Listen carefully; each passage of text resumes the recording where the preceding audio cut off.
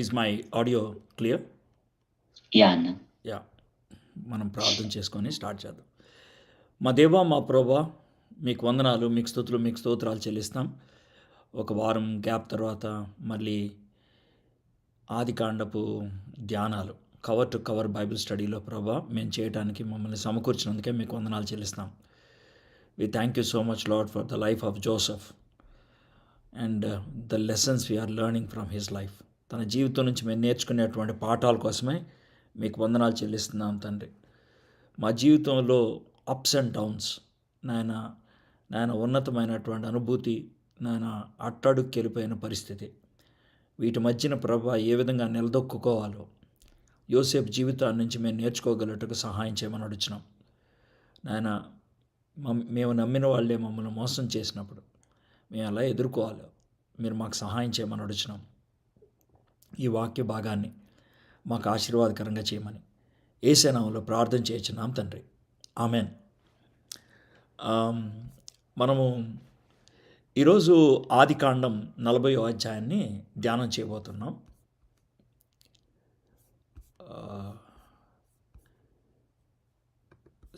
ఈరోజు మనం ఆదికాండం 40వ అధ్యాయాన్ని ధ్యానం చేయబోతూ ఉన్నాం. అయితే ఒక చిన్న బ్యాక్గ్రౌండ్ మీకు ఇస్తాను. స్వర్డ్ ఆఫ్ తిప్పు అని అంటారు. నేను బెంగళూరులో ఉంటాను కదా, మాకు కొంచెం దూరంలో మైసూర్ ఉంటుంది. దానికంటే ముందు నంది హిల్స్, తర్వాత శ్రీరంగపట్నం ఇవన్నీ ఉంటాయి కదా. శ్రీరంగపట్నంలో చివరిసారిగా తిప్పు యుద్ధం చేశాడు. అక్కడి నుంచి బ్రిటిష్ వాళ్ళు ఆయన యొక్క ఖడ్గాన్ని తీసుకొని వెళ్ళిపోయారు, ద స్వర్డ్ ఆఫ్ తిప్పు. దాన్ని తీసుకెళ్ళి లండన్ మ్యూజియంలో చాలా కాలం ఉంచారు. అది చాలా గొప్ప పేరుగాంచినటువంటిదిగా వాళ్ళు ఎంచుతూ ఉంటారు. 2004లో దాన్ని ఆక్షన్ చేసినప్పుడు విజయ్ మాల్యా 1.5 కోట్లకి దాన్ని కొనుక్కున్నాడు. 1.5 crores ఆయన దానికి కొనటం జరిగింది. అయితే నేను ఎందుకని దీని గురించి చెప్తూ ఉన్నానంటే, ఈ స్వర్డ్ ఆఫ్ తిప్పు అనేది స్టీల్తో తయారు చేస్తారు. అది ఏమాత్రం క్రాక్స్ ఇవ్వకుండా చాలా షార్పెన్ చేసి దాని మీద ఖురాన్లో ఉన్నటువంటి కొన్ని మాటలు చిత్రీకరించి దాన్ని యూజ్ చేయటం అనేది జరుగుతూ ఉంటుంది అన్నమాట. నేను దీని గురించి ఎందుకు చెప్తున్నానంటే, బైబిల్ని స్వర్డ్తో పోల్చారు, బైబిల్ని ఖడ్గంతో పోల్చారు. అయితే నేను దేవుని వాక్యం అనే ఖడ్గం గురించి మాట్లాడట్లేదు, కానీ మరొక ఖడ్గం గురించి మాట్లాడదలుచుకున్నాను. అదేంటనంటే, దేవుడు మనుషుల్ని ఖడ్గంలాగా షేప్ చేసి, అంటే వాళ్ళ మీద సుత్తితో కొట్టి వాళ్ళని చాలా నునుపుగా చేసి, వాళ్ళు చాలా పదునుగా చేసి వాళ్ళ జీవితాన్ని వాడుకోవడానికి ఇష్టపడతాడు. అయితే ఆ యొక్క స్టీల్ ఆ విధంగా చక్కగా నునుపుగా షార్ప్గా అవ్వాలంటే దాన్ని కొలిమిలో పెట్టాలి, ఫైర్లో పెట్టాలి. తర్వాత దాని మీద విపరీతమైనటువంటి ప్రెషర్ క్రియేట్ చేసి దాన్ని కొట్టాలి. అప్పుడు అది విజయాన్ని ఇచ్చేటువంటి ఖడ్గం అవుతుంది. అదేవిధంగా దేవుడు విశ్వాసుల యొక్క జీవితం ఉపయోగపడాలి అని అంటే కనుక, ఒక ఖడ్గంలాగా అవ్వాలి అంటే దేవుడు మనల్ని కొలిమి గుండా వెళ్ళనిస్తాడు, మన మీద ఒత్తిడి పడేటట్లు ఆయన చేస్తాడు. ఈరోజు మనం యోసేపు జీవితం అలాగా చూడబోతున్నాం. జోసేపు చాలా రఫ్ వ్యక్తిగా ఉండేవాడేమో, చాలా ఇన్సెన్సిటివ్గా ఉండేవాడేమో. ఎందుకంటే వాళ్ళ అన్నలతో నా కల వచ్చింది అని చెప్పే రీతి ఎంత కోపం తెప్పించిందంటే వాళ్ళకి అమ్మేసేటువంటి పరిస్థితికి తీసుకొచ్చింది. అయితే అక్కడి నుంచి దేవుడు యోసేపు జీవితంలో రఫ్గా ఉన్నటువంటి ఆ వ్యక్తిని నునుపుగా చేయటం అనేది అక్కడ మొదలైంది అని మనం అర్థం చేసుకోవాలి. ఫైనల్గా యోసేపుని ఒక గొప్ప రక్షకుడిగా, యేసు ప్రభువుకి ఒక షాడోగా ఆయన్ని చేసినట్లు మనం చూస్తున్నాం. యేసు ప్రభుని ఏ విధంగా డినై చేశారో యోసేపుని ఆ విధంగా డినై చేశారు. ఏ విధంగా యేసు ప్రభు యొక్క బట్టలు అంగి తీసేశారో ఈయన అంగిని తీశారు. యేసయ్యని ఏ విధంగా అమ్మేశారో ఈయన కూడా అమ్మేశారు. బహుశా యేసయ్య ఏ విధంగా సిలువ మీద అరిచాడో ఏడ్చాడో, యోసేపు కూడా అలాగే అరిచి ఏడ్చుని ఉంటాడు. యేసు ప్రభుని వాడుకొని ఏ విధంగా వదిలేశారో ఆ విధంగా వదిలేశారు. యేసు ప్రభు వారు చివరికి ఏ విధంగా క్షమించాడో ఈయన కూడా అలాగే క్షమించినట్లు మనం చూస్తూ ఉన్నాం. సో యోసేపు యేసు ప్రభుకు ఒక మాదిరిగా మనం చూస్తూ ఉన్నాం. దేవుడు నా జీవితంలో కూడా అలాగే పనిచేయటం మొదలుపెట్టాడేమో. ఎలాగనంటే కొన్నిసార్లు మనం మంచి చేస్తాం, మంచి, కానీ ప్రజలు మిస్అండర్స్టాండ్ చేసుకుంటారు, తప్పుగా అర్థం చేసుకుంటారు. అంతేకాకుండా దాన్ని బ్యాడ్గా చిత్రీకరిస్తారు. అప్పుడు ఎంత కోపం వస్తుందో మనకి. అలాంటి కోపంలో కొంతమంది ఎథీస్ట్లాగా అయిపోతారు. అంటే దేవుణ్ణి కాదంటారు అని కాదు, ఎథీస్ట్లాగా అయిపోతారంటే కొన్ని రోజులు దేవుడితో మాట్లాడటం మానేస్తారు, దేవునికి వ్యతిరేకంగా అయిపోతారు, ప్రార్థన చేయటం మానేస్తారు. దేవుడు అన్యాయం చేశాడు, దేవుడు నాతో ఆటలాడుకుంటున్నాడు, దేవుడు నన్ను మర్చిపోయాడు, ఇలాంటి పదాల్ని మనం చూస్తూ ఉంటాం. ఐగుప్తు దేశంలో యోసేపు ఉన్నాడు. వాళ్ళ సహోదరులు అమ్మేయటం బట్టి అక్కడికి వచ్చాడు. ఏమాత్రం నిరీక్షణ లేదు. 39వ అధ్యాయంలో తనకు ఒక ఆశాకిరణం, పొతిఫర్ ఇంట్లో ఉండేటప్పటికి అక్కడ కూడా నీరు గారిపోయింది. ఆమెకి పొతిఫర్ భార్యకి తల ఒగ్గనందుకు ఆమె తీసుకొచ్చి జైల్లో పడేయించింది. ఎంతో భయంకరమైనటువంటి పరిస్థితి. ఆశ అడియాశ అయిపోయింది, ఆశ నిరాశగా అయిపోయింది. అలాంటి పరిస్థితుల్లో ఎలాగా మనం తట్టుకోగలుగుతాం? యోసేపు ఎలా తట్టుకోగలిగాడు? యోసేపు జీవితంలో ఉన్నటువంటి ఎత్తులు పల్లాలు, ఉన్నతమైన శిఖరాలు, లోయలు ఇవేంటి అనేదాన్ని ఈరోజు మనం తెలుసుకోవడానికి ప్రయత్నం చేద్దాం. ఈరోజు మనం ఆదికాండం మనం 40వ అధ్యాయాన్ని ధ్యానం చేయబోతున్నాం. మీ దగ్గర బైబిల్స్ ఉంటే ఆదికాండం 40వ అధ్యాయాన్ని తీయండి. మొదటి వచనం. అటు పిమ్మట ఐగుప్తు రాజు యొక్క పానదాయకుడును భక్ష్యకారుడును తమ ప్రభువైన ఐగుప్తు రాజు ఎడల తప్పు చేసిరి గనుక ఫరో పానదాయకుల అధిపతియు భక్ష్యకారుల అధిపతినైన తన ఇద్దరు ఉద్యోగస్తుల మీద కోపపడి వారిని చెరసాలలో నుంచుటకై రాజు సంరక్షక సేనాధిపతికి అప్పగించను. అది యోసేపు బంధించబడిన స్థలము.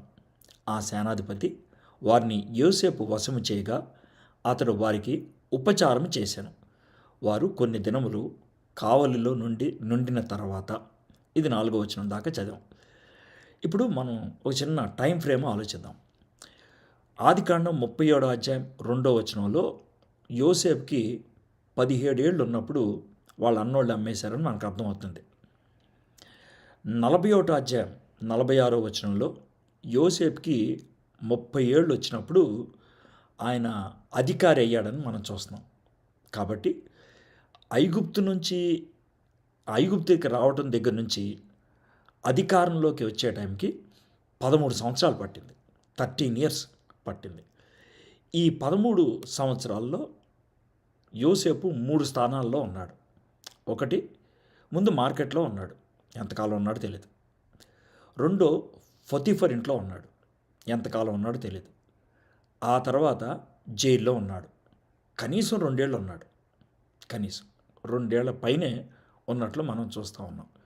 ఎందుకంటే 41వ అధ్యాయం 1వ వచనం ప్రకారం ఈ కలలకు అర్థం చెప్పిన 2 సంవత్సరాల తర్వాత పానదాయకుడికి గుర్తొచ్చాడు యోసేపు. కాబట్టి 40వ అధ్యాయంలో యోసేపు వయసు 28 ఏళ్ళు.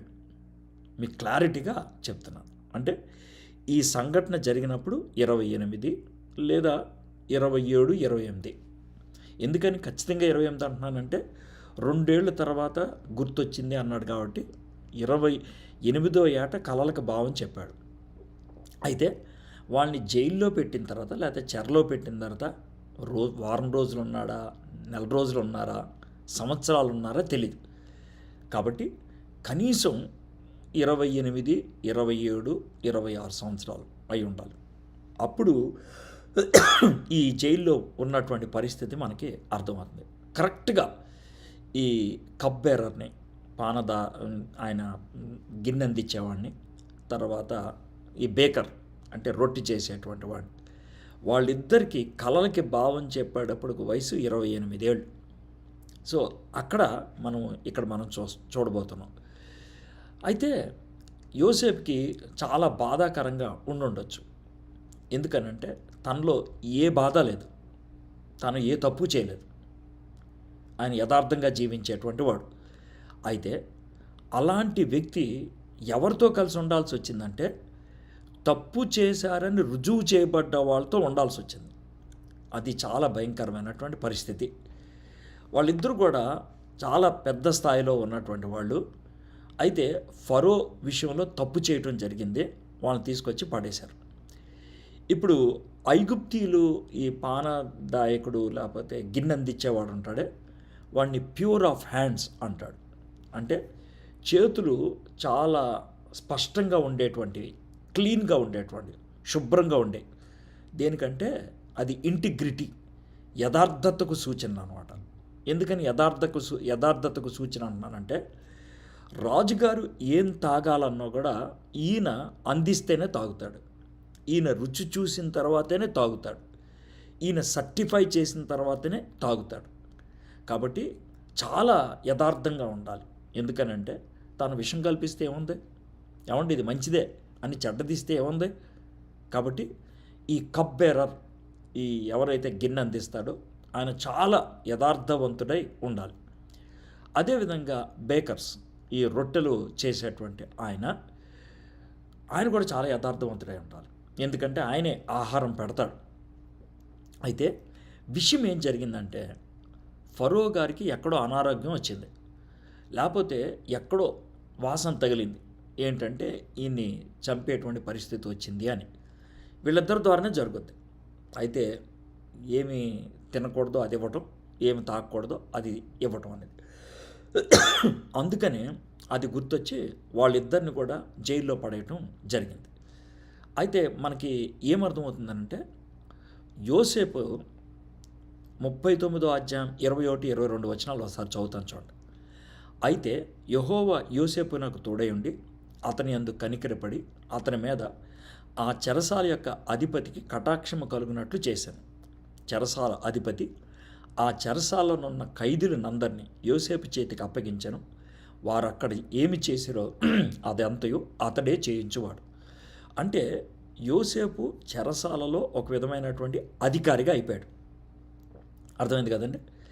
కానీ ఎప్పుడైతే ఈ రాజుగారి దగ్గర ఉండేటువంటి ఈ ఇద్దరిని చెరలోకి తీసుకొచ్చారో, ఇప్పుడు యోసేపు పరిస్థితి ఏంటంటే వాళ్ళిద్దరికీ పరిచారకుడయ్యాడు. మీకు అర్థమైంది కదండి.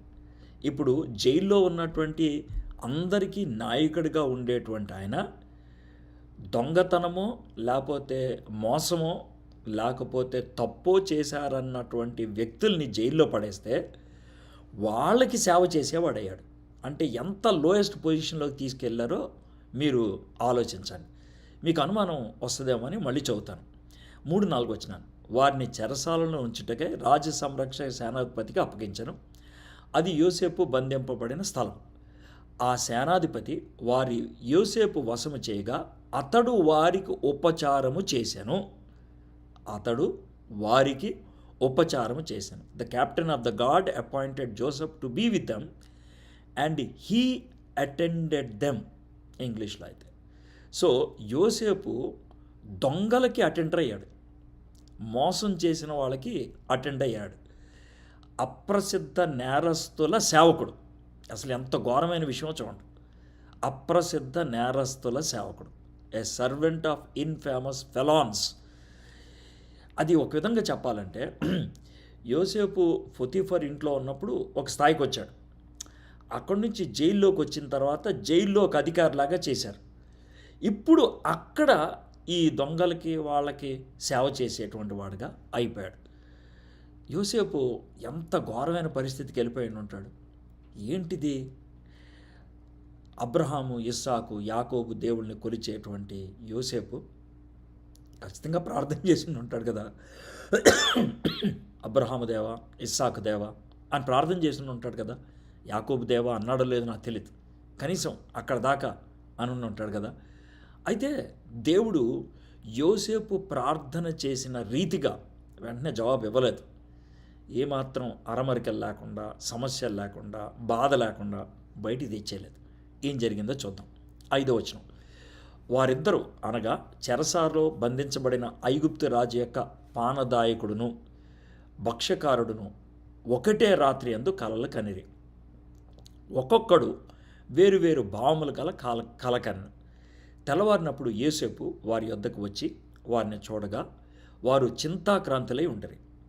అతడు, ఎందుచేత నేడు మీ ముఖములు చిన్నబోయి ఉన్నవని తన యజమానిని ఎంట తనతో కావలి ఎందున్న ఫరో ఉద్యోగస్తుల్ని అడిగాను. అందుకు వారు, మేము కలలు కంటిమి, వాటి భావము చెప్పగల వారెవరునూ లేరని అతనితో అనగా, యోసేపు వారిని చూచి, భావములు చెప్పుట దేవుడు అధీనమే కదా, మీరు దయచేసి ఆ కలలు నాకు వివరించి చెప్పుడనెను. 7వ వచనం చెప్తాను. So he asked Pharaoh's officers who are with him in custody in his master's house, why are your faces downcast today? They said to him, we have had dreams and there is no one to interpret them. And Joseph said to them, do not interpretations belong to God, please tell them to మీ.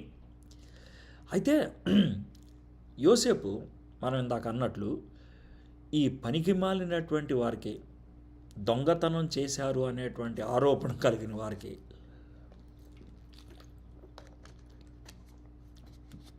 సేవ చేసేటువంటి ఆ దుస్థితికి వచ్చినప్పుడు తనకి ఏం కలగాలి?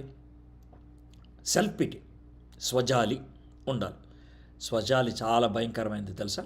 It's very dangerous, very very dangerous.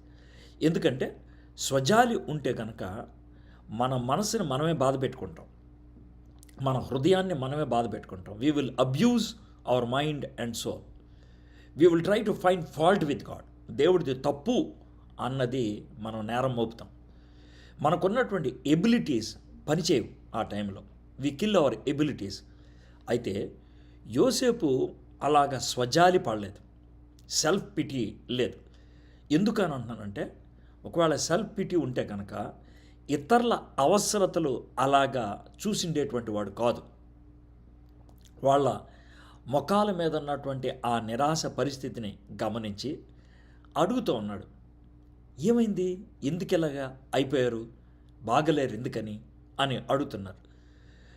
అయితే ఆ ఇద్దరు కూడా, అయ్యా మాకు కలలు వచ్చాయి, అవి చెడ్డయో మంచియో తెలీదు, దానికి భావం ఏంటో చెప్పేవాళ్ళు ఎవరు ఎక్కడ లేరు, ఏం చేయాలో మాకు అర్థం కావట్లేదు అని టెన్షన్ పడిపోయారు.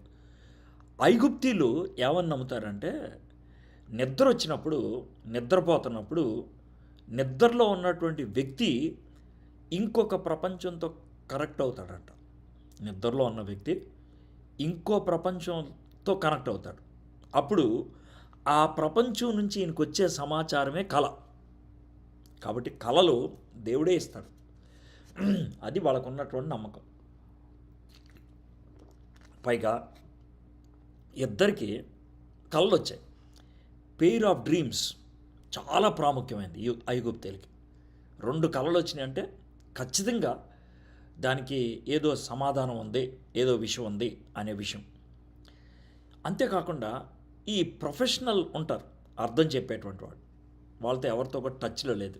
ఏం చేయాలి? ఇది వాళ్ళకు ఉన్నటువంటి భయం అన్నమాట.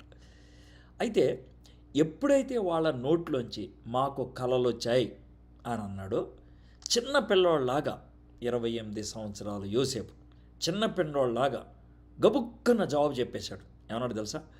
భావములు చెప్పుట దేవుని అధీనమే కదా, భావములు చెప్పుట దేవుని అధీనమే కదా. దీంతో మనకి కొన్ని ప్రశ్నలు వస్తాయి. గుర్తుపెట్టుకోండి, 11 సంవత్సరాల క్రితం ఆయనకు వచ్చినటువంటి కళ నెరవేరలా ఇప్పటిదాకా. వాళ్ళ అన్నలు, తర్వాత వాళ్ళ నాన్నగారు అందరూ కూడా కాళ్ళ మీద పడినట్లు వచ్చిన కళలు ఇప్పుడు ఈయన ప్రతివాడు కాళ్ళు పట్టుకునే పరిస్థితి వచ్చింది. మీకు అర్థమవుతుందా? కళ నెరవేరలా. కళకి భావం కూడా అప్పుడు చెప్పేసినట్టు చెప్పేశాడు. ఇప్పుడేమో కళ నెరవేరలా. అయినప్పటికీ కూడా ఈ కళల అర్థం చెప్పడం దేవుడే కదా అని అంటా ఉన్నాడు. ఈ మాట చెప్పటంతో మీరు ఒక్క విషయం గమనించాలి. యోసేపు హృదయంలో ఖచ్చితంగా ఒక నిరీక్షణ ఉంది. ఆ కళ నెరవేరుద్ది, అంతే. ఆ కళ నెరవేరుద్ది. లేట్ అవుద్ది, నాకు తెలియదు ఇప్పుడు, తర్వాత నెమ్మదిగా అవుద్ది, దాందేముంది, దేవుడి టైంలో అది జరుగుద్ది. ఆ విధమైనటువంటి నిరీక్షణ తనకు ఉంది కాబట్టి, దేవుని మీద అలాంటి విశ్వాసం ఉన్నది కాబట్టి దేవుడిని ఎప్పటికీ మర్చిపోలేదు. దేవుడితో కనెక్ట్ అయి ఉన్నాడు ఆయన. అంతేకాదు, యోసేపుకి ఒక అలవాటు ఉంది. ఏంటి అలవాటు ఏంటంటే, ప్రతి చిన్న విషయానికి దేవుడి మీద ఆనుకోవటం. 39వ అధ్యాయం 1వ వచనం. కాబట్టి 11వ వచనం, నేనెట్లు ఇంత ఘోరమైన దుష్కారం చేసి దేవునికి విరోధముగా పాపం కట్టుకుందనని తన యజమానిని బారితాను. క్లిష్టమైన పరిస్థితిలో దేవుని తెచ్చేశాడు. 41వ అధ్యాయం 16వ వచనం, యోసేపు నా వలన కాదు, దేవుడే ఫరోకు క్షేమకరమైన ఉత్తరం ఇచ్చినని ఫరోతో చెప్పాను. 41వ అధ్యాయం 51వ వచనం, అప్పుడు యోసేపు దేవుడు నా సమస్త బాధను నా తండ్రి అంట వారిని అందరినీ నేను మర్చిపోనట్లు చేసినని చెప్పి తన జ్యేష్ఠ కుమారునికి మనష్షే అని పేరు పెట్టాను. ఇదన్నిట్లో మనకేమర్థం అవుతుంది ఏంటంటే, Joseph was always in touch with God. దేవునితో టచ్లో ఉన్నాడు. ఆ కళ ఖచ్చితంగా దేవుడు నెరవేరుస్తాడు అనేటువంటి నమ్మకం ఉన్నది. ఈ రెండు ఉన్నాయి కాబట్టి ఆయన కళలకి భావం దేవుడే చెప్తాడు. ఎంత బాగున్నా చూడండి. కాబట్టి మన జీవితంలో ఒడుదుడుకులు, అప్స్ అండ్ డౌన్స్, ఎత్తుపల్లాలు ఉన్నప్పుడు మనము దేవునితో కనెక్ట్ అయి ఉంటే కనుక ఆ ఎత్తుపల్లాల్లో మనం ఏమాత్రం బెంబేలెత్తకుండా ఉంటాం, కంగారు పడకుండా ఉంటాం. అయితే యోసేపు జీవితంలో అదే జరిగింది. Because he was connected to God. The lowest of the lowest పొజిషన్లకు, ప్రిజన్లో వేరే దొంగలకు సేవ చేసేటువంటి అతి నీచమైన పరిస్థితిలోకి వెళ్ళినప్పుడు కూడా he was connected to God. అందుకే చెప్తున్నాడు, అయ్యా దేవుని వశం కదా అనేటువంటి మాట చాలా స్పష్టంగా చెప్తున్నాడు. ఎందుకంటే మా దేవుడు, అబ్రహాము దేవుడు, భవిష్యత్తు తన గుప్పెట్లో పెట్టుకుంటాడు. అది ఆయనకున్నటువంటి మాట. ఇప్పుడు 9వ వచనం చూద్దాం. అప్పుడు పానదాయకుల అధిపతి యోసేపును చూచి, నా కలలో ఓ ద్రాక్షవల్లి నా ఎదుట ఉండెను. ఆ ద్రాక్షవల్లికి 3 తీగలు ఉండెను. అది చిగురించినట్లు ఉండెను. దాని పువ్వులు వికసించెను. దాని గెలలు పండి ద్రాక్ష ఫలములు ఆయన. మరియు ఫరో గిన్నె నా చేతిలో ఉండెను. ఆ ద్రాక్ష ఫలములను నేను పట్టుకొని ఫరో గిన్నెలో వాటిని పిండి ఆ గిన్నె ఫరో చేతికి ఇచ్చి తిని తన కలను అతనితో వివరించి చెప్పాను. అప్పుడు యోసేపు, దాని భావం ఇదే, ఆ 3 తీగలు 3 దినములు, ఇంకా 3 దినములలోగా ఫరో నీ తలను పైకెత్తి నీ ఉద్యోగము నీకు మరలా ఇప్పించును. నీవు అతనికి పానదాయకుడిపై ఉన్న నాటి మర్యాద చొప్పున ఫరో గిన్నెను అతని చేతికి అప్పగించెదవు. కాబట్టి నీకు క్షేమము కలిగినప్పుడు నన్ను జ్ఞాపకము చేసుకొని నా యందు కరుణించి ఫరోతో నన్ను గూర్చి మాట్లాడి ఈ ఇంటిలో నుండి నన్ను బయటికి రప్పించుము. ఏలయనగా నేను హిబ్రీల దేశములో నుండి దొంగలబడి తిని, అది నిశ్చయం. మరియు ఈ చెరసాల్లో నన్ను వేయుటకు ఇక్కడ సహా నేనేమీ చేయలేదని అతనితో చెప్పాను. యోసేపు పరిపూర్ణంగా దేవుని కంట్రోల్లో ఉన్నాడు. ఎందుకు అని అంటే కనుక, కల చెప్పంగానే ఏమాత్రం తడువులాడుకోకుండా తక్కువని దానికి ఉన్నటువంటి భావాన్ని చెప్పేశాడు చాలా చక్కగా. అయ్యా, ఈ 3 కొమ్మలు 3 రోజులు నువ్వు ఇదివరకు గిన్నె అందించేవాడివి, మళ్ళీ నువ్వు గిన్నె అందించే పొజిషన్కి వెళ్ళిపోతావు. చాలా అధికారపూర్వకంగా చెప్పాడు. అయితే గుర్తుపెట్టుకోండి, దీన్ని కొంతమంది ఎలా తీసుకుంటారంటే, చూసారా, యోసేపు కలకే భావం ఇస్తే అది ప్రాస్పరిటీలోకి తీసుకెళ్ళింది, అభివృద్ధిలోకి తీసుకెళ్ళింది, ఫలభరితమైనటువంటి జీవితంలోకి తీసుకెళ్ళింది. కాబట్టి ప్రాస్పరిటీ గురించి చెప్తే తప్పే ఉంది? కరెక్టే. ప్రాస్పరిటీ వస్తుంది, లేకపోతే నీకు బ్లెస్సింగ్ వస్తుంది, నీకు ఉద్యోగం వస్తుంది, లేకపోతే నీకు మేలు జరుగుద్ది అని దేవుడు నీకు బయలుపరిస్తే అదే చెప్పు. అదే యోసేపు ఇంకోడికి కల వచ్చినప్పుడు మరి వాడికి అలా చెప్పలేదే, కాబట్టి ప్రాస్పరిటీ వస్తుంది అని చెప్పడం పాపం కాదు, ప్రాస్పరిటీ మాత్రమే చెప్పడం పాపం. ప్రాస్పరిటీ వస్తే బాగుండు అనుకుంటే తప్పు కాదు, ప్రాస్పరిటీ వస్తే అనుభవించడం కూడా తప్పు కాదు, దాన్నే ఆశించడం పాపం. మీకు అర్థమైంది కదండి, అది విషయం. కాబట్టి ఇక్కడ యోసేపు చాలా స్పష్టంగా ఎవరితో ఎలాగ భావం చెప్పాలో అదే స్పష్టంగా చెప్పినట్లు మనకి అర్థమవుతుంది. ఎలా అనగా, నేను హిబ్రీల దేశంలో నుండి దొంగిలబడి తిని. అసలు మీకు అర్థమవుతుందండి ఎంత డిగ్నిఫైడ్గా మాట్లాడుతున్నాడో. వాళ్ళ అన్నల్ని కించపరిచి మాట్లాడలేదండి. మా అన్నోళ్ళు నన్ను గుంటలో పడేశారు, చంపేద్దాం అనుకున్నారు, నా బట్టలు తీసేసి వాళ్ళు మేకను కోసి దాని రక్తం పూసి మా నాన్నకు చూపిద్దామని డిసైడ్ అయ్యారు, చివరికి వాళ్ళు నన్ను అమ్మేశారు, అందుకే నేను ఇక్కడికి వచ్చాను అని చెప్పొచ్చు కదా, చెప్పలా. కానీ దొంగిలిబడి తిని అంటే అది అబద్ధమా? కాదు, ఒక విధంగా దొంగతనమే. కానీ ఎవరు దొంగతనం చేశారు అనేది చెప్పలేదు. వాళ్ళ అన్నోళ్ళు వాళ్ళ నాన్న దగ్గర నుంచి ఆయన దొంగిలిచ్చేశారు. అదే చెప్పాడు ఇక్కడ. కానీ ఎవరు దొంగిలించారో చెప్పలేదు, అబద్ధం ఆడలేదు. అయితే అక్కడున్న పూర్తి విషయం చెప్పి అన్నలకి చెడ్డ పేరు వచ్చేటట్లు అది చేయలేదు, అది నిశ్చయం. మరియు ఈ చెరసాల్లో నన్ను వేయుటకు ఇక్కడ సహా నేనేమీ చేయలేదని అతనితో చెప్పాను. ఇక్కడ సహా అంటే రాజ సంరక్షకుడి యొక్క ఇల్లు కదా అది. ఇక్కడ కూడా నేనేం తప్పు చేయలా, కానీ నన్ను ఇక్కడ పడేశారు. అక్కడ కూడా స్టోరీ చెప్పలేదు. మా ఓనర్ గారి భార్య నా మీద పడ్డది, నన్ను బలవంతం చేయబోయింది, నేను ఏమన్నా సరే లొంగలేదు, అందుకే ఇక్కడికి తీసుకొచ్చారని పొతీఫర్ భార్య గారి గురించి కూడా చెడ్డగా చెప్పలేదు. యోసేపు ఒక మంచి క్యారెక్టర్ అండి, చాలా మంచి క్యారెక్టర్. అలాంటి ఇబ్బందుల్లో, అలాంటి కష్టాల్లో ఉన్నప్పుడు ఇతరుల తప్పులను ఎత్తి చూపించడం మనకి మామూలు అలవాటు. కానీ అలాంటి పరిస్థితుల్లో కూడా ఆయన చాలా జాగ్రత్తగా వ్యవహరించారు. వాళ్ళ అన్నోళ్ళ గురించి కానీ, పొతీఫర్ భార్య గురించి కానీ, పొతీఫర్ గురించి కానీ ఎక్కడ చెడ్డగా చెప్పలా. నేను నమ్మకంగా ఉండేవాడిని, కానీ పొతీఫర్ వాళ్ళ భార్య చెప్పంగానే ఇలా చేసేసాడు అని ఎక్కడ ఆయన చెప్పలేదు. ఆయన ఎంత స్పష్టంగా ఉన్నాడు చూడండి. స్వజాతి అనేది ఆయనలో ఏ మాత్రం ఇసువంత కానీ లేదు అని అనటానికి ఎంతకంటే రుజువేం కావాలండి మనకి. అయితే కష్టాల మధ్యన, శ్రమల మధ్యన, ప్రజల యొక్క నిందను మోస్తున్నటువంటి ఆ పరిస్థితుల్లో కూడా ఎంత జాగ్రత్తగా మాట్లాడుతున్నారు చూడండి.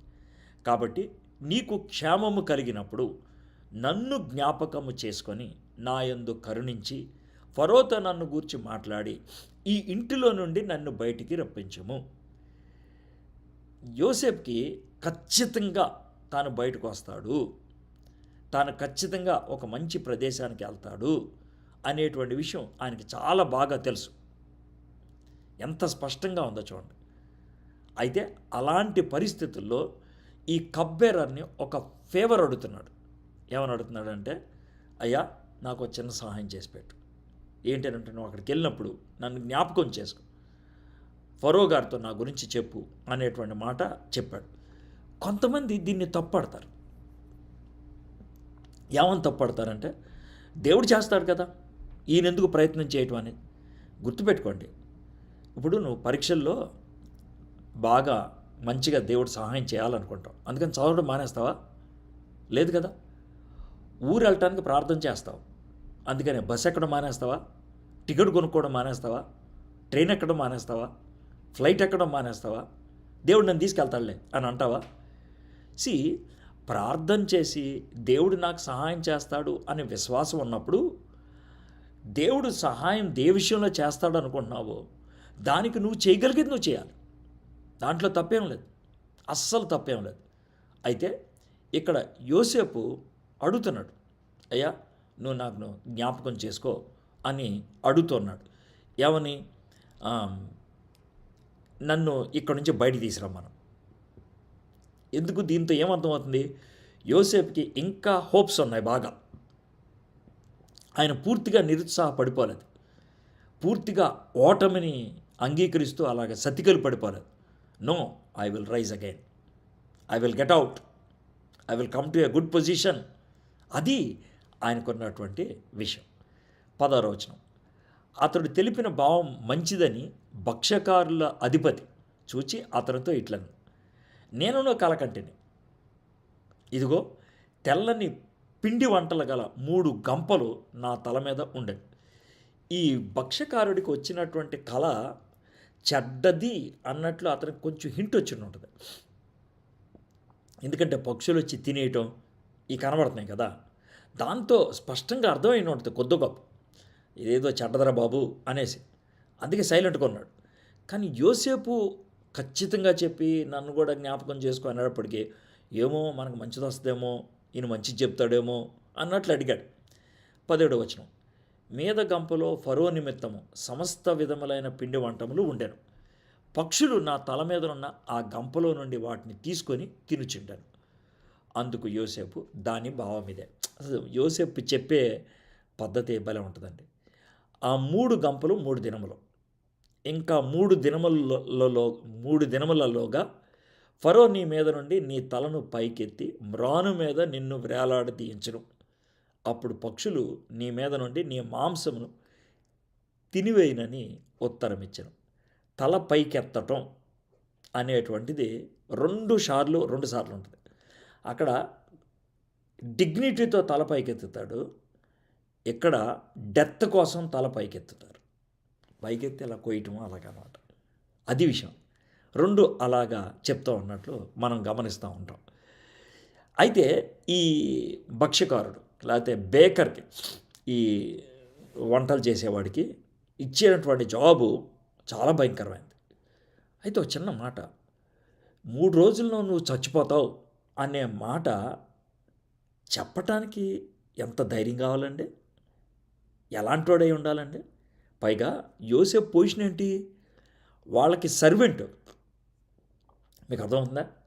ఇప్పుడు ఎవరికైతే కళలకు భావం చెప్తున్నాడో వాళ్ళ సర్వెంట్, వాళ్ళ అటెండెంట్, అయ్యగారు అని పిలవాలేమో తెలియదు మనకి. ఆయన చెప్తున్నాడు, అయ్యగారు మిమ్మల్ని 3 రోజుల్లో చంపేస్తారు సార్.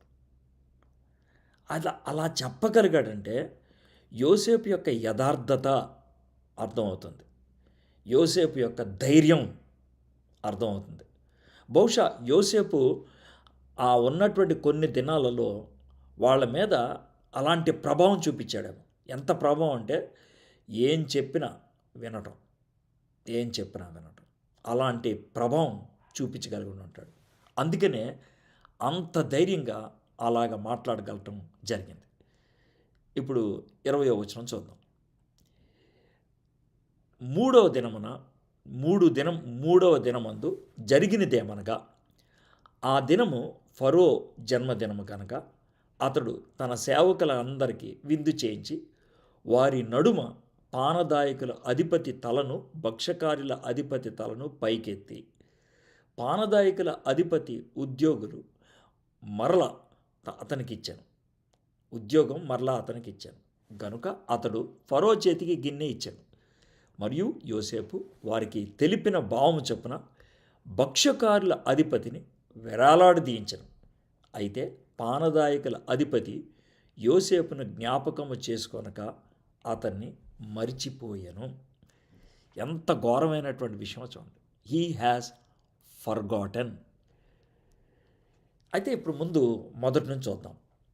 అప్పటి నుంచి ఉన్నటువంటి విషయమే ఏంటనంటే, రాజుగారు పుట్టినరోజు కానీ, రాజుగారు అభిషేకించబడినటువంటి రోజు కానీ, పట్టభద్రుడైనటువంటి రోజు కానీ, తన్ని పట్టాభిషేకం చేసినటువంటి రోజు కానీ జ్ఞాపకం చేసుకుంటే ఏమంటారంటే, కొంతమంది ఖైదీలకి ఆయన శరణు చెప్పి వదిలిపెట్టేయటం అనేది ఉంటుంది. శరణం ఇచ్చి వదిలిపెట్టేయటం అనేది ఉంటుంది. ఇక్కడ జరిగింది అదే. అయితే ఆ విషయంలో ఒకడిని వదిలిపెట్టి ఒకడిని చంపించేయటం అనేది దేనికి సాదృశ్యంగా ఉన్నది అని అంటే కనుక సింపుల్ ఏంటనంటే, ఇప్పుడు మనకు ఉన్నటువంటి ఇందాక డౌట్ ఏంటంటే, వీళ్ళిద్దరిలో ఎవరో ఒకళ్ళు రాజుగారిని చంపేయడానికి ప్లాన్ వేసి ఉంటారు. అయితే గిన్నెచ్చేవాడు లేకపోతే రొట్టి చేసేవాడు. అయితే క్లారిటీగా కొన్ని విషయాలు బయటపడిపోయిన ఉంటాయి. గిన్నెచ్చేవాడు కాదు అని. అయ్యో పాపం నేను జైల్లో పెట్టామనేసి ఒక విధమైనటువంటి గిల్టీ దాంతో ఆయనకేమో ఉన్నతమైన హోదా ఇచ్చేశారు. దొరికాడురా దొంగ అనేసి వీడిని చంపించేశారు. ఇది జరిగినటువంటి విషయం. అయితే 3 రోజుల ముందే కళ వచ్చిన దానికి భావం చెప్పటం ద్వారా స్పష్టంగా యోసేపు చెప్పగలిగాడు. ఈ 13వ వచనంలో 19వ వచనంలో ఏమైతే యోసేపు చెప్పాడో కరెక్ట్గా అదే జరిగింది. కానీ విచిత్రం ఏంటనంటే, యోసేపు యొక్క కలభావం చెప్పడంతో గిన్నెందిచ్చేటువంటి వాడు పానదాయకుడు గొప్ప ఆనందాన్ని పొందాడు. కానీ ఆ ఆనందంలో యోసేపు మర్చిపోయాడు. ఆయన కావాలని మర్చిపోయాడా, దేవుడు మర్చిపోయేటట్లు చేశాడా మనకు తెలియదు. కానీ నేను ఏమనుకుంటానంటే, దేవుడే మర్చిపోయేటట్లు చేశాడు. దేవుడు అతని ద్వారా తప్పించాలనుకుంటే అలాగే చేసి ఉండేవాడు. అయితే మనలో చాలామంది యోసేపుని బయటికి తీసుకొచ్చింది వాడు అని ఆలోచిస్తాం, దేవుడు అని ఆలోచిస్తాం. ఎప్పుడైతే 2 ఏళ్ళు ఆగాడో, ఇంకా బాగా పదును పట్టబడ్డాడో, ఆ తర్వాత తను బయటకు వచ్చినప్పుడు ఇచ్చినటువంటి జవాబు ఆయన్ని ఉన్నతమైనటువంటి అధికారంలోకి తీసుకెళ్ళటం జరిగింది.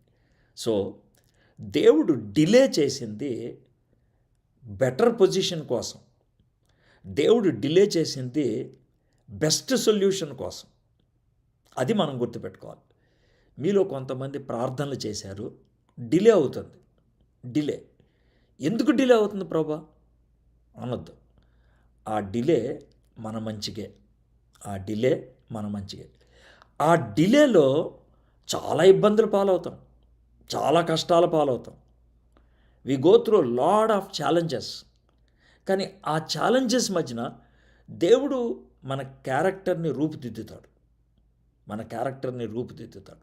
ఆ విషయాన్ని గుర్తుపెట్టుకోవాలి. అపోస్తలుడైన పౌలు గొప్ప విశ్వాసం కనపరిచినటువంటి వాడు. ఆయన శ్రమల గుండా వెళ్ళినప్పుడు తాను అంటాడు, కొరింథీయులకు రాసిన 2వ పత్రిక 1వ అధ్యాయం 8వ వచనంలో, ప్రాణం పోయేటంత బాధ వచ్చేసింది అంటాడు. ఈ ప్రాణం పోతుందేమో అనే బాధ వచ్చేసింది అని అంటూ ఉంటాడు. గుర్తుపెట్టుకోండి. So God allows us to go to that extreme situation to train us.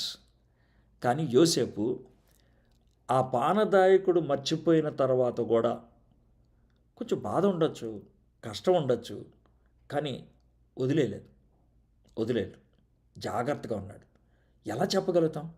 2 ఏళ్ళ తర్వాత ఫరో దగ్గరికి తీసుకొచ్చినప్పుడు డిస్కరేజ్డ్ ఫేస్లో లేడు, దేవుడితో కొట్లాట పెట్టుకున్న వాళ్ళలాగా లేడు. అదే ఫరోకి, అయ్యా నేను కాదు జవాబు ఇచ్చే, దేవుడు ఇస్తాడు, దేవుడితో కనెక్షన్లో ఉన్నాడు. అందుకని అలాంటి కాన్ఫిడెంట్ ఆన్సర్ని తాను ఇవ్వగలిగాడు. మై ఫ్రెండ్స్, మీకు కష్టాలు ఉండొచ్చు, మీకు ఇబ్బందులు ఉండొచ్చు, మీరు చేసేటువంటి ప్రార్థనకి జవాబు దొరక్కపోవచ్చు. పైగా మీరు ప్రార్థన చేసే కొద్దీ ఇంకా కఠినమైనటువంటి పరిస్థితి ఏర్పడుతూ ఉండొచ్చు. మీరు దేవునితో సహవాసాన్ని కోల్పోకుండా ఉంటే, దేవునితో ఉండాల్సిన కనెక్షన్ కలిగి ఉంటే, వాటన్నిటి మధ్యన దేవుడు మనల్ని తాను ఆశించినటువంటి షేప్లోకి తీసుకొస్తాడు. దేవుడు తాను ఆశించినటువంటి ఆ షార్ప్నెస్ మనకి తీసుకొస్తాడు. దేవుడు మనలో ఉండాల్సినటువంటి ష్రూడ్నెస్, షేప్ తెస్తాడు, షార్ప్నెస్ తెస్తాడు, ష్రూడ్నెస్ తెస్తాడు. మనం దేవుడు ఉపయోగించేటువంటి ఒక బ్యూటిఫుల్ పాత్రగా మారిపోతాం. We will be like a sword. అందుకని స్వర్డ్తో మొదలుపెట్టాను. తిప్పు వాడినటువంటి ఆ స్వర్డ్ చాలా షార్ప్గా ఉండేది. మనుషుల్ని కొన్ని వేల మందిని చంపేసింది యోసేపు. అలాంటి ఖడ్గం, ఆ ఖడ్గం తయారీ అయ్యే పద్ధతి ఎలా ఉందో చూడండి. 13 సంవత్సరాలు పట్టింది. 17వ ఏట నుంచి 31 దాకా. పైకి వెళ్ళింది, కిందకు వచ్చింది, పైకి వెళ్ళింది, కిందకు వచ్చింది, పైకి వెళ్ళింది, కిందకు వచ్చింది. ఈ పైకి వెళ్ళటం, కిందకి రావటం, పైకి వెళ్ళటం, కిందకి రావటంతో యోసేపుని ఆయన కావాల్సినటువంటి షేప్ తీసుకొచ్చాడు. కావాల్సినటువంటి షేప్ తీసుకురావటం జరిగింది. ఎంత బాగుందో చూడండి. అదోనీరామ్ జడ్సన్ అంట భయంకరమైనటువంటి చెరలో పడేశారంట. ఆ టైంలో తాను పడుతున్నటువంటి బాధ చాలా భయంకరమైనది. The torture was awful. తను బతుకుతాడు అనేటువంటి పరిస్థితి కూడా లేదు. అలాంటి భయంకరమైనటువంటి పరిస్థితి. తనకి ఒక చిన్న ప్రశ్న కూడా ఉండేది. నేను ఇంతకాలం ట్రాన్స్లేట్ చేశాను, అవన్నీ పోతాయా అని కూడా అనుకునేటువంటి వాడు. అలాంటి పరిస్థితిలో జ్వరం వచ్చినప్పుడు, బలహీనంగా ఉన్నప్పుడు తనకు ఆ లెటర్ వచ్చిందంట. Judson, how is the outlook, ఎలా ఉంది పరిస్థితి అక్కడ అని. అదోనీరామ్ జడ్సన్ దానికి ఒక జవాబు ఇచ్చాడంట. The outlook is as bright as the promises of God. ఇక్కడున్న పరిస్థితి ఎలా ఉందంటే, దేవుని యొక్క వాగ్దానము ఎంత తేట తెల్లగా ఉంటుందో అలా ఉన్నదంట. అంత స్పష్టంగా ఉంది. The experience of delay is writ large in the lifes of greats people. గుర్తుపెట్టుకోండి, డిలే అనేది గొప్ప గొప్ప వ్యక్తుల యొక్క జీవితాల్లో రాయబడింది. అబ్రహాము ప్రామిస్ చేసిన 25 ఏళ్లకి కొడుకునిచ్చాడు దేవుడు. మోషే 40 ఏళ్ళు వెయిట్ చేయాల్సి వచ్చింది. దావీదు బాలుడిగా అభిషేకించబడ్డాడు రాజుగా. కానీ సౌలు వెంటాడలేదా? సౌలు చంపేయడానికి ప్రయత్నం చేయలేదా? ఈయన గుహలో దాక్కొని ఎక్కడెక్కడికో పారిపోయి. దావీదు ఇలా అనుకోకూడదా? ఎందుకు నాకు ఈ అభిషేకం, ఎందుకు వచ్చిన ఈ పారిపోవటాలు? నేను మా అన్నోళ్ళతో చక్కగా బతుకునేవాడిని కదా, ఈ గొర్రెలు కాసుకుంటూ అనుకోకూడదా? But because David was made to go through all those difficulties, he became man after his own heart, God's heart. మీకు అర్థమైంది కదండి? సో రైట్ నౌ ఈ వాక్యం వినేటువంటి మీరు, you might be going through a very tough situation, very tough situation. అలాంటి tough సిచ్యువేషన్స్లో I want to tell you one thing. మీరు ప్రార్థన చేస్తుంది డిలే అవుతుందా? Delay is not God's denial. దేవుడు ఆలస్యం చేస్తున్నాడు అంటే నో చెప్తున్నాడు అనేది కాదు. God has his time. రెండోది, ప్రార్థన చేస్తున్న కొద్ది సమస్యలు ఎక్కువైపోతున్నాయా? ప్రార్థన చేస్తున్న కొద్ది కష్టాలు ఎక్కువైపోతున్నాయా? దేవుడు మర్చిపోయాడు అని కాదు. దేవుడు ఇవ్వాలనుకున్నటువంటి జవాబు కోసం సిద్ధపడుతున్నాడు. నిన్ను సిద్ధపరుస్తున్నాడు, నిన్ను సిద్ధపరుస్తున్నాడు. God is preparing you. God is preparing you. నా లైఫ్లో కపుల్ ఆఫ్ లెసన్స్ అలాంటివి ఉన్నాయి. కానీ ఒకటి చాలా పవర్ఫుల్, చాలా పవర్ఫుల్. అది మీకు షేర్ చేసుకుంటాను. నేను ఫుల్ టైంలోకి వచ్చిన తర్వాత కొంతకాలానికి నా ఫైనాన్షియల్ పొజిషన్ చాలా టఫ్ అయిపోయింది అనమాట. ఎలా అంటే, నాకు వచ్చేటువంటి, అంటే నేను ఏ సంస్థతో అయితే పనిచేస్తున్నానో వాళ్ళు నాకు ఇచ్చేటువంటి ఆ డబ్బులు నెలంతా తినడానికి సరిపోయేవి కావు. అది పరిస్థితి అనమాట. నెలాఖరుకు వచ్చేప్పటికి కిటకట్లాడుతూ ఉండేది. ఇది నా పరిస్థితి అనమాట. కొన్ని సందర్భాల్లో ఒకరోజు 2 రోజులు తిరిగి తినకుండా ఉండేవాడిని.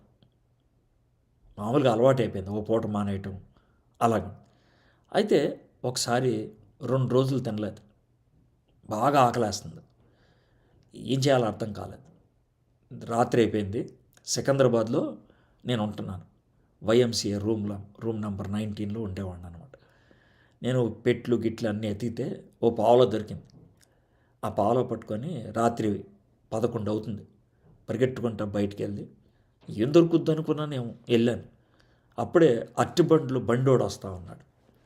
వాడిని ఆపి, వాడు అరటిపళ్ళు పాడైపోయినాయి, కొంచెం పక్కన ఏలు కుప్ప పెడతాడే, అందుట్లో కొంచెం బాగున్న ఒక అరటిపండు చూపించి ఇది ఎంత అన్న. 40 పైసలు అన్నాడు. నా దగ్గర పావలా ఉంది, ఈ పావలాకి ఇస్తావా అని అడిగా. వాడు పా అని అన్నాడు. చాలా చిరాకు అనిపించింది. అరటిపళ్ళు అమ్ముకునేవాడితో నేను ఒక అడుక్కునేవాళ్ళలాగా పా అని అనిపించుకుంటే నేను నడుచుకుంటూ మళ్ళీ రూమ్లోకి భారంగా నడుచుకుంటూ వస్తే దారిలో అనుకుంటా ఉన్నా, ప్రభా నేను సేవ చేయడానికి వచ్చాను కదా, నువ్వు పిలిస్తే వచ్చాను కదా, ఇప్పుడేమో తిండి తినటానికి కూడా లేకుండా అయిపోయింది, ఏంటి ప్రభా ఈ పరిస్థితి అని గదిలోకి వచ్చి కూర్చున్నాను. ఆకలేస్తుంది తట్టుకోలేక నీళ్లు తాగాను. ఖాళీ కడుపుతో నీళ్లు తాగానేమో కడుపు బాగా నొప్పేస్తుంది. కాళ్ళు పైకెత్తుకొని నేను మంచం మీద కూర్చొని ఉన్నాను. పొట్ట నొక్కుంటే కొంచెం నొప్పి తగ్గుద్దేమో అన్నట్లు. ఈలోగా ఎవరో తలుపు కొడితే ఎవరబ్బా అని తలుపు తీస్తే నా మిత్రుడు జాన్ పాల్ అని వచ్చాడు. వచ్చి రాగానే మంచం మీద కూర్చున్నాడు అలా ఆనుకొని వెనక్కి. రే తినటానికి ఏమైనా ఉందా అని అన్నాడు. నాకు లోన కొత్తలాడిపోతుంది కోపంతో. నాకు తిండి లేక చేస్తే ఏడొచ్చి తిండి అడుగుతాడు ఏంటని కొంచెం తమాయించుకొని ఏం లేవు అని అన్నా. అంటే కొంచెంసేపు ఆయన అలా అని సరే కానీ ఏం తిన్నావు అని అన్నాడు. అంటే ఏం తినలేదు అని అన్నా. అంటే ఉపవాసమా అని అన్నాడు. నేనేం మాట్లాడాల, అవునని చెప్పాలా కాదని చెప్పాలా తెలియక మధ్యాహ్నం ఏం తిన్నావు అన్నాడు. ఏం లేదు అని అన్నా. కొంచెం వాయిస్ మారింది. పొద్దున్నే ఏమైనా తిన్నావా? లేదు. నిన్న రాత్రి? లేదు. ఇక మనోడు టక్కమని లేచి నుంచాను. లేగు అని అన్నాడు. నా చేయి పట్టుకొని అలాగ నడిపించుకుంటూ వెళ్ళిపోయాడు. సికింద్రాబాద్ హైదరాబాద్ తెలిసిన వాళ్ళు తెలుసుద్దే. సికింద్రాబాద్ వైఎంసీఏకి కొంచెం స్టేషన్ వైపు వెళ్తే కార్నర్లో గార్డెన్ రెస్టారెంట్ అని ఉంటుంది. ఆవిడ తీసుకెళ్ళాడు. సర్వసాధారణంగా గార్డెన్ రెస్టారెంట్ 12 గంటలకు మూసేస్తారు. 12 దాటిపోయింది, మూసేయాలి లెక్క ప్రకారం. తీసే ఉంది. మేము ఇలా లోనకి వెళ్ళినాం. వెనక నుంచి షట్టర్ వేసాడు. ఎందుకు వేసాడంటే పోలీస్ వ్యాన్ వచ్చింది అప్పుడే. ఆడు వస్తే తిడతాడని గబగబా షట్టర్ వేసాడు. మేము లోన ఉన్నాం, లైట్లో వెలుతున్నాయి, లోన ఉన్నాం. కూర్చున్నాక మా ఫ్రెండ్ ఓ చికెన్ బిర్యానీ అని అన్నాడు. వేడి చికెన్ బిర్యానీ లెగ్ పీసు, దాని మీద బిర్యానీ కప్పేసి తెచ్చాడు. పక్కన పెరుగు అవన్నీ పెట్టాడు, ఆనియన్స్ అని. సో నేను ఇప్పుడు ప్రార్థన చేసుకోవాలి కదా, దాని మీద చేయబెట్టి మామూలుగా చేసే ప్రార్థన, ప్రభా ఇది ఇచ్చినందుకు వందనాలు అని అంటా ఉంటే నా మనసులో చిన్న తలంపు వచ్చింది. ఈ భోజనం, ఈ బిర్యానీ మామూలుది కాదు, చాలా విలువైంది. ఏం విలువైంది? అప్పుడు మా అయితే బిర్యానీ 20 రూపాయలు ఉంటుందేమో, 20 కదా. నాలో నేను తర్జన పడతా ఉన్నాను. లేదు, ఇది చాలా విలువైంది. అనంటే జాన్ పాల్ ఎందుకు వచ్చాడు? తాను ఎక్కాల్సిన ట్రైన్ మిస్ అయింది. ఎందుకు మిస్ అయింది? తాను ఎక్కిన ఆటో ట్రాఫిక్లో ఇరుక్కుపోయింది రాత్రి. తాను వెనక్కి ఇంటికి వెళ్లకుండా నీ దగ్గరికి వచ్చాడు. ఎందుకు వచ్చాడు? ఇంటికి వెళ్ళబుద్ధి కాలేదు. ఆ టైంలో ఆయనకు ఆకలేసింది. ఎందుకు ఆకలేసింది? ప్రశ్న. అని అన్నం అడిగాడు, నేను తినడానికి ఏమన్నా ఉందా అని. నువ్వు లేదని చెప్పాం, అక్కడ ఆగిపోవచ్చు. డీటెయిల్స్లోకి వచ్చాడు. బిర్యానీ తినిపించాలనిపించింది ఆడికి. గార్డెన్ రెస్టారెంట్ 12 అయినా ఎందుకు ముయ్యలేదు? 12 గంటలకు రావాల్సిన పోలీస్ వ్యాన్ ఎందుకు రాలేదు? నువ్వు లోనికి వచ్చిన తర్వాత అప్పుడు ఎందుకు షట్టర్ వేశారు? అప్పుడు నీకు వేరువేడి బిర్యానీ ఎందుకు పెట్టాడు? దేవుడు నాతో ఏమంటున్నాడు తెలుసా? ఇవన్నీ నేను చేశా, నీకు బిర్యానీ పెట్టించడానికి ఇన్ని పనులు చేయాల్సి వచ్చింది. నాకు పోలీస్ వ్యాన్ రాకుండా చేశా, గార్డెన్ రెస్టారెంట్ మూసుకోకుండా చేశా, వీడికి ట్రాఫిక్లో ఇరుక్కుపోయేటట్లు చేశా, ట్రైన్ మిస్ అయిపోయేటట్లు చేశా, వాడి ఇంటికి వెళ్లకుండా నీ దగ్గరకు వచ్చేటట్లు చేశా, వాడికి ఆకలేసేటట్లు చేశా. ఇవన్నీ ఏం చేశాను తెలుసా? Just to give you food. అది నాకు ఎంత పాఠం నేర్పించిందో. ఒకటి, ఆకలంటే ఏంటో అనుభూతినిచ్చింది.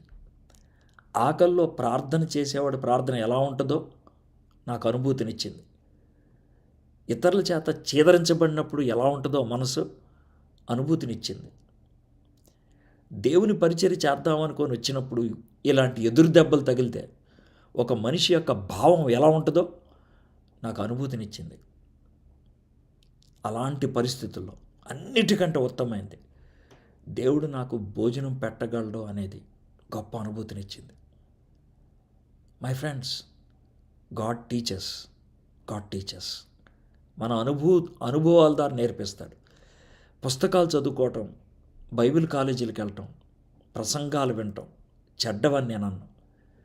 అవి చాలా చిన్న విషయాలు నేర్పిస్తాయి. అతిపెద్ద విషయాలు, దేవునితో మనకుండే అనుభూతి నేర్పిస్తుంది. 13 సంవత్సరాల అనుభవం యోసేపుని గొప్పోడుగా తయారు చేసింది. 13 సంవత్సరాల అనుభవం. పైకి వెళ్ళాడు, కిందకు వచ్చాడు, పైకి వెళ్ళాడు, కిందకు వచ్చాడు. నాకు తెలీదు ఈరోజు వాక్యం వింటున్నటువంటి నీ పరిస్థితి పైన ఉందా, కింద ఉందా నాకు తెలియదు. నువ్వు ఆశించిన ప్రార్థనకి జవాబు దొరుకుతుందా, ప్రార్థనకు భిన్నంగా సమస్యలు వచ్చి పడ్డాయా నాకు తెలియదు.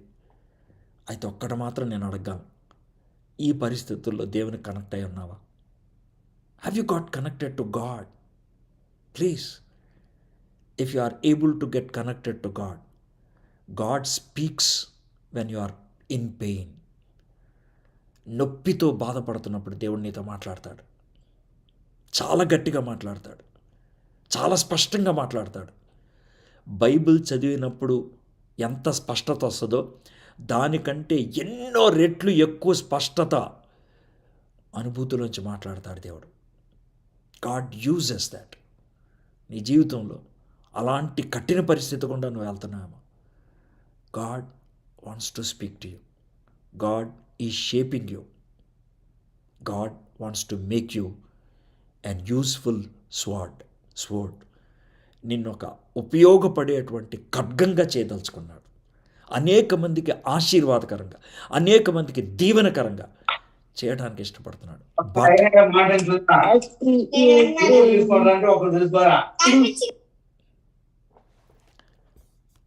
But the process is definitely painful. కానీ మార్గం పెయిన్ఫుల్గానే ఉంటుంది. Would you like to go through that pain?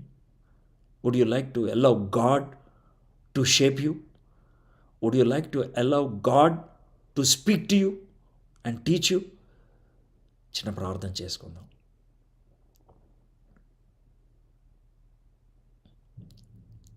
ప్రతి ఒక్కరూ ఒకసారి మన జీవితాన్ని పరిశీలన చేసుకుందాం. యోసేపు రాజీ పడిపోవచ్చు, రాజీ పడలేదు.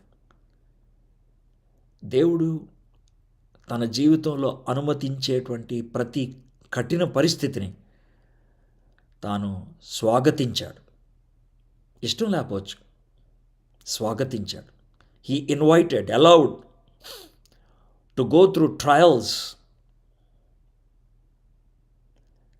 ఆ ట్రయల్స్ తనని ఉన్నతమైనటువంటి క్యారెక్టర్ కలిగిన వ్యక్తిగా చేసింది. What a beautiful lesson we can learn from this. మనం కొంతమంది ప్రిపరేషన్ లేనప్పుడు క్వశ్చన్ పేపర్ ఇచ్చేసి వచ్చేస్తాం. దాని అర్థం ఏంటి?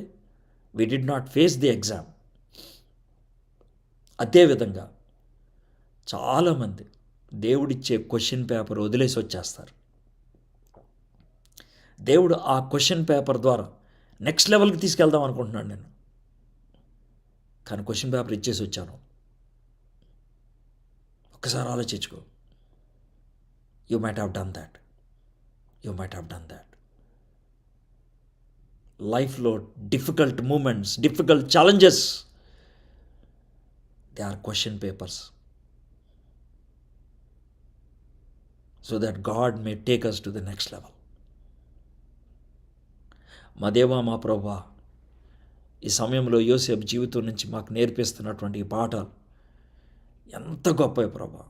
40వ అధ్యాయం ఏముంది అనుకున్నాం ప్రభువా, ఏవో కలలుగా భావం చెప్పాడంతే, కొంచెం నిరుత్సాహపడి ఉంటాడు అనుకున్నాం. కానీ ప్రభువా, యోసేపు ఎలాంటి స్థితికి వెళ్ళిపోయాడు ప్రభువా. ఖైదీలకి సేవకుడయ్యాడు. తాను ఎవరికైతే మేలు చేశాడో వాళ్ళు మర్చిపోయారు. ఒక రోజు కాదు, 2 రోజులు కాదు, 2 సంవత్సరాలు. ఆ పరిస్థితిలో కూడా నిన్ను మర్చిపోలేదు కదా ప్రభువా యోసేపు. అందుకే యోసేపుని అంత పెద్ద పదవిలోకి తీసుకెళ్ళావు. ప్రభువా, నువ్వు మాకు ఇచ్చే క్వశ్చన్ పేపర్స్ మేము వదిలేసుకుంటున్నాం చాలాసార్లు. మమ్మల్ని క్షమించమని అడుగుతున్నాం ప్రభువా, క్షమించండి. మీ సహాయంతో, మీరు మాకు ఇచ్చేటువంటి నాయన ఆ పరిశుద్ధాత్మ శక్తితో ప్రభువా పరీక్షలు గెలవాలి, నెమ్మదిగా పైకి ఎదగాలి, నీకు ఉపయోగపడేటువంటి ఒక ఖడ్గంగా మేము మారాలి ప్రభా. ఈ వాక్యాన్ని మా జీవితానికి ఆ విధంగా ఆశీర్వదించమని యేసయ్య నామములో ప్రార్థన చేయుచున్నాం తండ్రి, ఆమేన్. Amen. Thank you, Edward Anna, for bringing another great message, encouraging one. మరి మన జీవితంలో ఎదురటువంటి ఒడిదుడుకుల ద్వారా దేవుడు మనల్ని తనకి ఎంతో ఉపయోగపడే పాత్రగా ప్రిపేర్ చేస్తారని చెప్పి రిమైండ్ చేసిన విధాన్ని బట్టి వందాలన్నా. Thank you everyone for joining. అన్న Q&A టైం ఉందండి ఇవాళ? డెఫినెట్లీ తమ్ముడు, అంటే లాస్ట్ వీక్ కూడా చేయలేదు కాబట్టి ఈరోజు ఐ హ్యావ్ గుడ్ టైం. అన్న ఇంకోటి అన్న, నెక్స్ట్ వీక్ అర్లీ అన్న లేదంటే will go back to the previous time? Next week date ఎప్పుడు వచ్చిందమ్మా? Can you please tell me? 17th అవుతుందన్న. 17th we'll go back to the original time. Original time. Okay. That's right. Yeah. Okay. Right. నేను India వెళ్ళిపోతాను ఇప్పుడు. Yeah, sure. Yeah. Okay. Yeah. ఎవరికైనా question ఉంటే అయితే lines will be open. అన్న ద్వారా we can get some clarity. Right.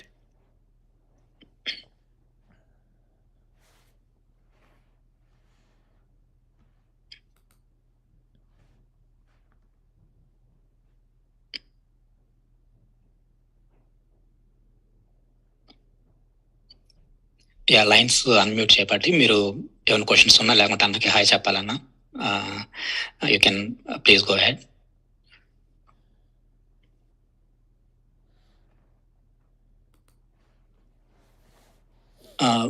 Vijayasri garu మీరు unmute చేసుకొని మాట్లాడతారా సిస్టర్? ప్రైజ్ లో రండి.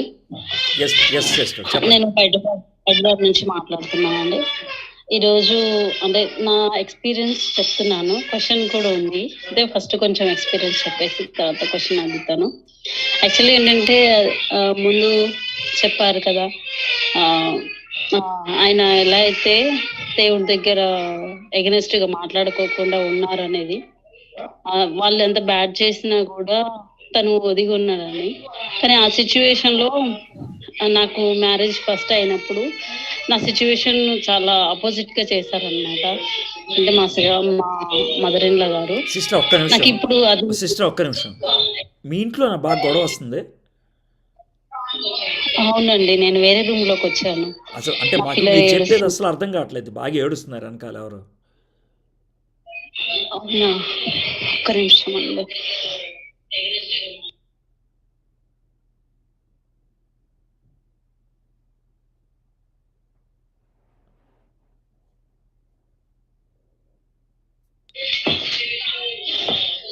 ఇప్పుడు వస్తుందా అండి డిస్టర్బెన్స్?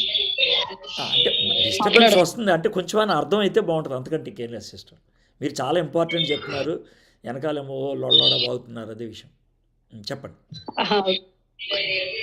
అదే అంటే నేను ఇప్పుడు అవి చెప్తున్నప్పుడు కొంచెం నేను గాడ్కి ఎగనెస్ట్ గా, అంటే నేను ఇంత మంచిగా ఉన్నాను కదా, సంఘంలో కేసు లీడర్ గా ఉన్నాను, ఇంత మంచిగా ఉన్నా ఇట్లా అయ్యింది అని నేను ఎప్పుడు బాధపడుతుండేదని.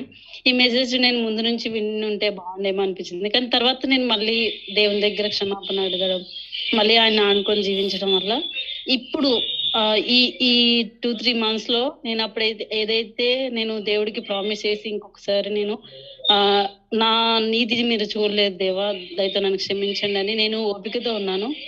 దేవుడు ఇప్పుడు రిజల్ట్స్ ఇస్తున్నాడు అనమాట. మా హస్బెండ్ వాళ్ళ మమ్మీ వాళ్ళ డాడీ చేసే పనులన్నీ చూడడము, కొంచెం సపోర్టివ్ గా ఇప్పుడు మాట్లాడడం అనేది ఇప్పుడు జరిగింది.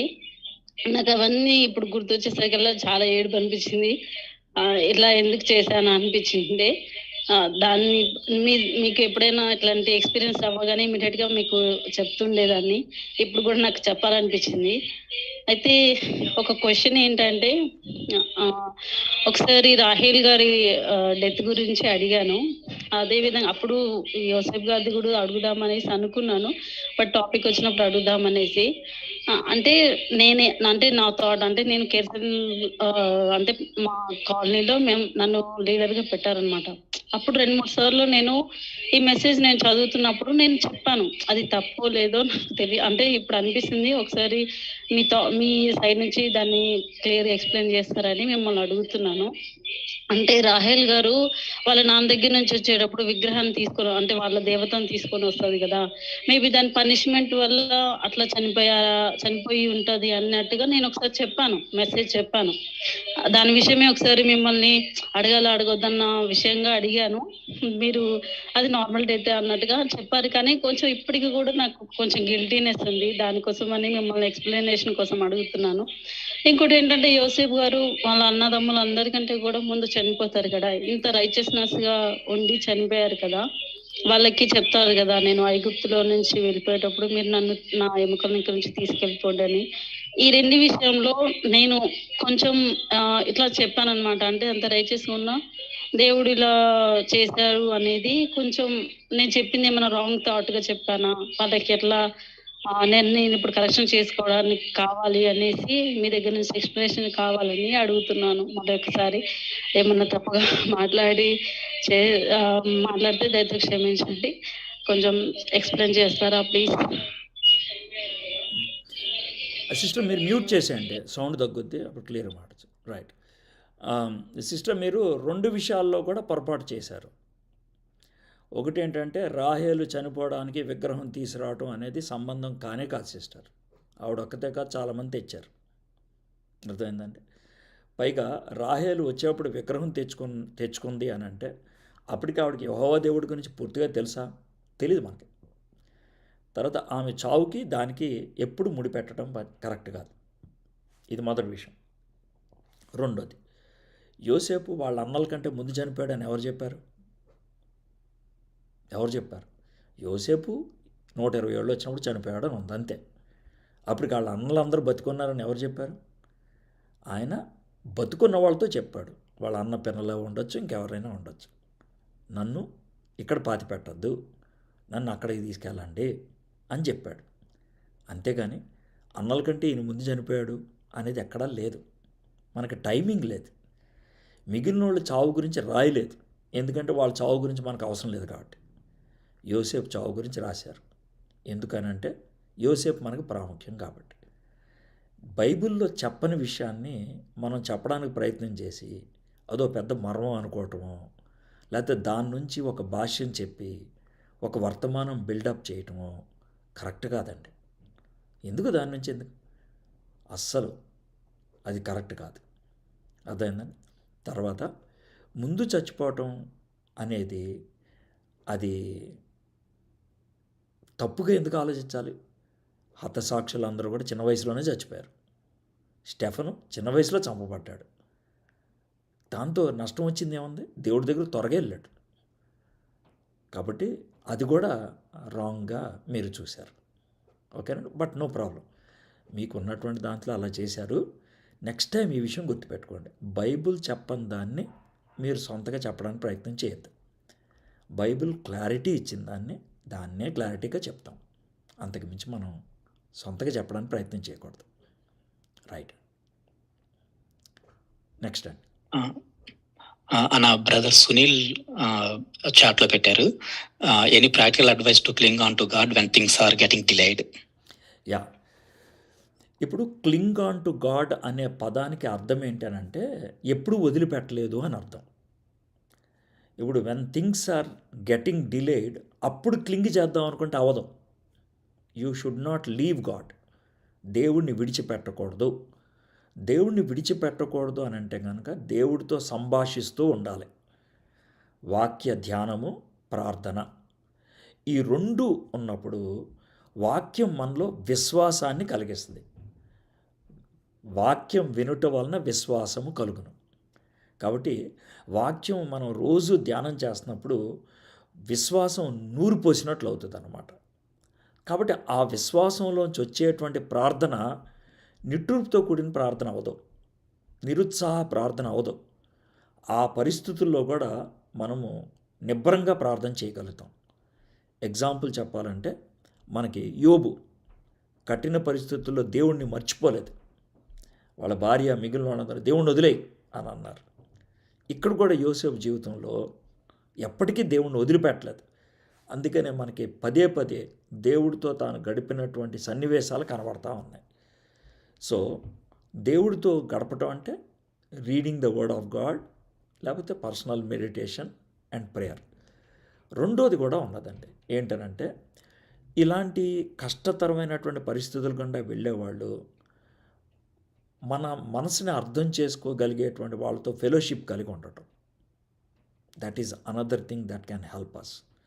సో ఇవి మనల్ని దేవుడి నుంచి దూరం కాకుండా చేస్తూ ఉంటాయి ప్రాక్టికల్గా. That's it. దాస్ గారు చెప్పండి. Sir good evening sir. చెప్పండి. సార్ ఇక్కడ 40 అధ్యాయం ఫస్ట్ లో తమ ప్రభువైన ఐగుప్తు రాజు ఎడల తప్పు చేసినని ఉంది కదా సార్. అవును. అక్కడ అంటే మోషే గారు ప్రభు అని అక్కడ ఎందుకు రాసినట్టు సార్? అంటే ఇప్పుడు కొత్త నిబంధనలో చూసుకుంటే యేసు ప్రభుకి కూడా ప్రభువు రాజు అని పెట్టారు. బట్ ఇతను ఐగుప్తు రాజు అంత గొప్పోడు కాదు. ఆ విషయం మోషే గారికి కూడా తెలుసు. బట్ ఇక్కడ ప్రభువు అని అంటే రాజు అంటే ఓకే, అతను రాజు కాబట్టి ఓకే, బట్ ఇక్కడ ప్రభువు అయినా అని ఎందుకు రాశారు అని కొంచెం డౌట్. దాస్ బాబు, నువ్వు ఎక్కడ దాకా చదువుకున్నావమ్మా? డిప్లొమా అయిపోయింది సార్. అవునా? తెలుగులో ప్రభు అనే పదం అర్థమైందా? ఎవరికైనా ఉపయోగిస్తారు. ప్రభువులు అని అంటే మన మీద పరిపాలన చేసేవాళ్ళు అని. అర్థమైందా? Governor Okay. చూసా, మన గవర్నర్ ఉంటారు చూసా, గవర్నర్ మనకు ప్రభుత్వాన్ని నడిపించేవాడు ప్రభువు. అర్థమైందా? నువ్వు Yes, sir. ప్రభు అనే మాట కేవలం దైవికంగా ఆలోచించి మాట్లాడావు. Yes, sir. అర్థమైందా? Yes, sir. సార్ అన్న ఇంగ్లీష్ పదానికి తెలుగు సారు కాదు. మనం ఉత్వం కలిపేసి తెలుగు అనుకుంటాం. పేపర్కి చివరి ఊ కలిపి పేపరు, అది తెలుగు అనుకుంటాం. పేపరు తెలుగు కాదమ్మా, కాగితం తెలుగు. పెన్ను తెలుగు కాదు, కలము తెలుగు. సారు తెలుగు కాదు, ఇంగ్లీష్. అది ఊ కలిపావు అంతే. సార్ని తెలుగులో చెప్పాలంటే ప్రభువు గారు అని అర్థం. సార్ గారు అని అంటే అర్థమైందా? Yes, sir. Right. So okay. అప్పుడు ప్రభువుని మనం 2 రకాలు కూడా అర్థం చేసుకోవచ్చా సార్? తమ్ముడు, కాంటెక్స్ట్ని బట్టి ప్రభువు అని అన్నప్పుడు ఎవరిని పిలుస్తున్నారు అని దాన్ని బట్టి అర్థం చేసుకోవాలి. Okay, okay. రైట్. ఇప్పుడు యేసు ప్రభువు అని అన్నప్పుడు అక్కడ ఉపయోగించినటువంటి పదం అదోనాయ్. ఇక్కడ ప్రభువు అన్నప్పుడు అదోనాయ్ ఉపయోగించాల. రెండాటికి ఒకటే పదం ఉంది, అది విషయం. ఓకే. అర్థమైందా? Right, okay. రైట్. నెక్స్ట్.